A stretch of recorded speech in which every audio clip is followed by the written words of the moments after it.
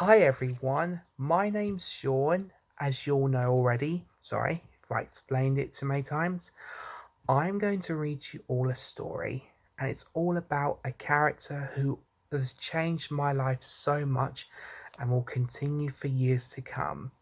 Thomas the Tank Engine, my favourite TV show character of all time, in my favourite colour blue.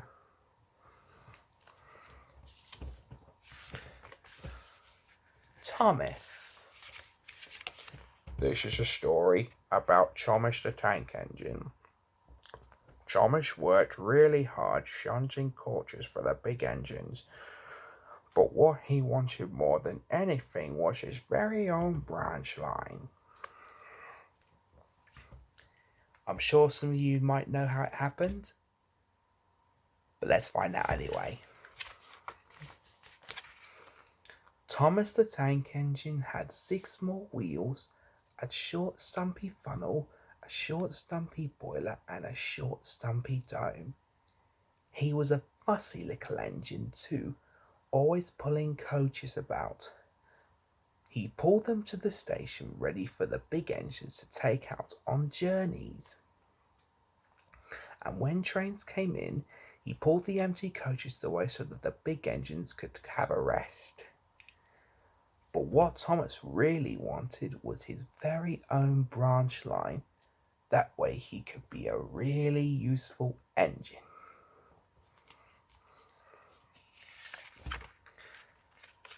Thomas was a cheeky little engine as well. He thought no engine worked as hard as he did. He liked to play tricks on the others. One day, Gordon had just returned from pulling the big express. He was very tired and had just gone to sleep. Thomas came up beside him. "Wake up, lazy bones," he whistled. "Do some hard work for a change." And he ran off laughing. Gordon had a terrible shock. He decided to get his revenge on Thomas. The next morning, Thomas wouldn't wake up. His driver and fireman couldn't make him start. It was nearly time for the express. Gordon was waiting, but Thomas hadn't got his coaches ready. At last, Thomas started. "Oh dear," he yawned.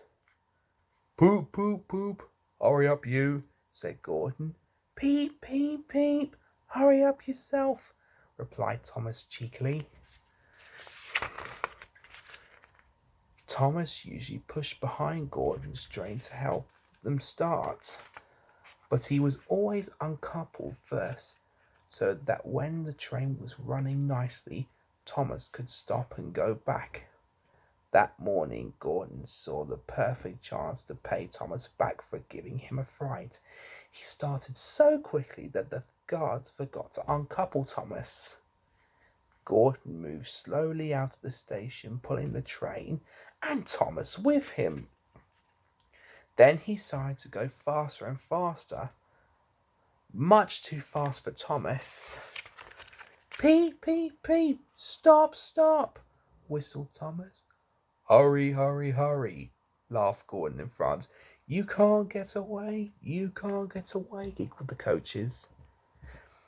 Poor Thomas was going faster than he had ever gone before.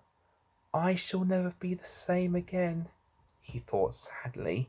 "My wheels will be quite worn out." At last they stopped at the station. Thomas was uncoupled and had been given a long, long drink. "Well, little Thomas," chuckled Gordon, "now you know what hard work means, don't you?" Poor Thomas was too breathless to answer. The next day Thomas was working at the yard. On a siding by themselves were 2 strange-looking trucks. "That's the breakdown train," said his driver. "When there's an accident, the workmen use it to help clear and mend the line. And the cranes lift heavy things like engines, coaches, even trucks. Just then, James came whistling through the yard crying, "Help! Help!" His brake blocks were on fire and his trucks were pushing him faster and faster. James disappeared into the distance. Soon after, a bell rang in the signal box and a man came running. "James is off the line. We need the breakdown train now," he shouted. Thomas was coupled up to the breakdown train and he went off as fast as he could. "Bother those trucks and their tricks," he said. "I hope James isn't hurt." They found James and the trucks at a bend in the line. James was in a field with a cow staring at him. The brake van and the last few trucks were still on the rails, but the front ones were piled in a heap behind James. James's driver and fireman were checking to see if he was hurt. "Don't worry, James," his driver said. "It wasn't your fault. It was those troublesome trucks."